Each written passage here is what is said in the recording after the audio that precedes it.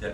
What was the rest of your question on it? No, I wanted your take on that, the observation that, you know, because like I said, you're one of the few people that actually got to witness, dance around, and see countless Balboa dancers. And basically, I just wanted you to share with everybody here that your observation of a pure Balboa dancer, right. Not the swing, of course, but the pure Balboa dancers, that the followers, in fact, had their own kind of styling and so forth going on that didn't necessarily mirror. If the guy let her, and some Balboa dancers would. By the way, Balboa dancers I saw, we're talking about the early 80s, these were people from that generation that had just retired. They were doing what they loved doing, which is dancing to the music they grew up with in high school. And most of them were married. They had been dancing 40, 50 years together. So they really knew how to dance with each other. Some of the dancers, the women would do something quite different than the guy. Some of them would mirror it. And like I said, there's all these different styles of Balboa.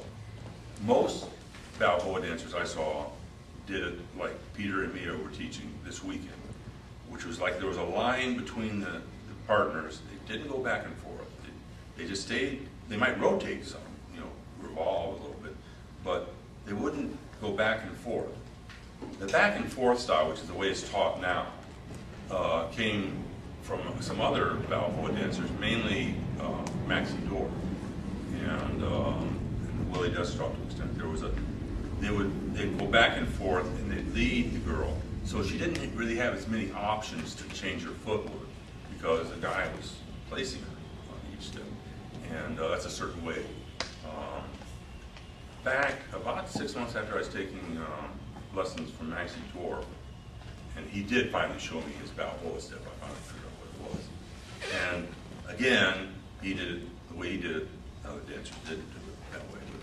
But Jonathan Sylvia joined a class there, and this was not very long after Dean Collins had died. Jonathan Sylvia had taken a lot of lessons from Dean, and here was somebody of equivalent stature in dancing in another style, and they started taking from him, and they really got enamored with Maxie as a person and his style of dancing. And Maxie was a great dancer, one of the greatest rhythm dancers I've ever seen of any rhythm type dance. He had a great sense of timing and stuff.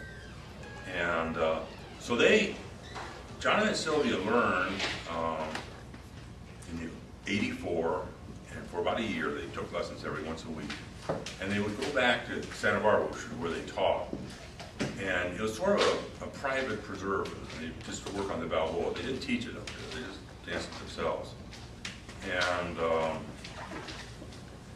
then after a year or two, their students started getting interested in this dance, and they started teaching it. And there was sort of like a renaissance up in Santa Barbara in the mid-'80s, I'd say, where they really took Dean Collins' style of Lindy, and about the same time, Steve Mitchell and Aaron Stevens had started learning Lindy from Al Minns and Leon, and not Leon James, but Frankie Manning on New York.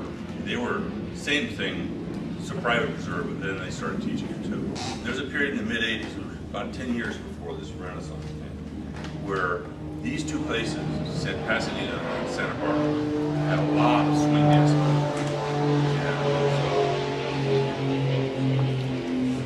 And Lindy and East Coast swing and Balboa up in Santa Barbara, and more ballroom type stuff. Not too much Balboa over in Pasadena.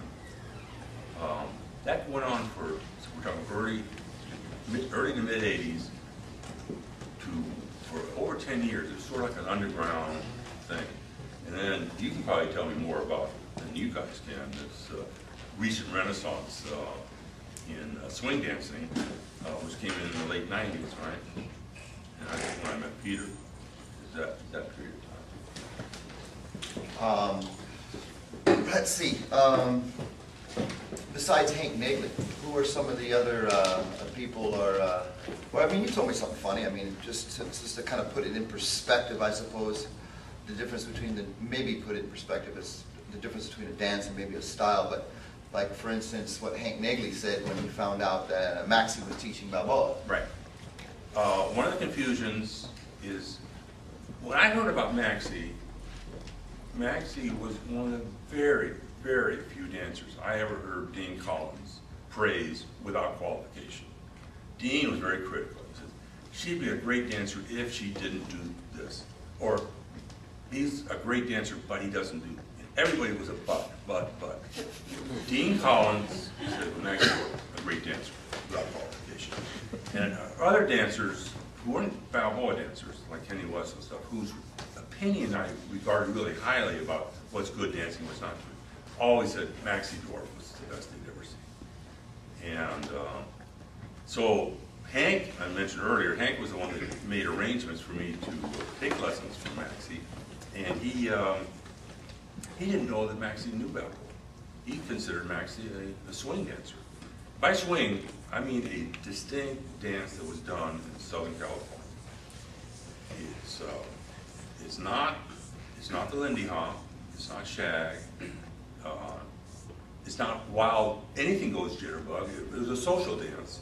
So there were a lot of jitterbug dancers who had routines that they could do with their partner, with aerials and stuff like that. But they weren't necessarily leadable in a social situation. Well, swing was done, well, Diana Navarro was where it hit its height, I think. But there were, Peter knows more about the swing dancers than I do. I know more about the Balboa dancers. And, but there were two different things. Now, most Balboa dancers I know say Balboa's closed position. That's it.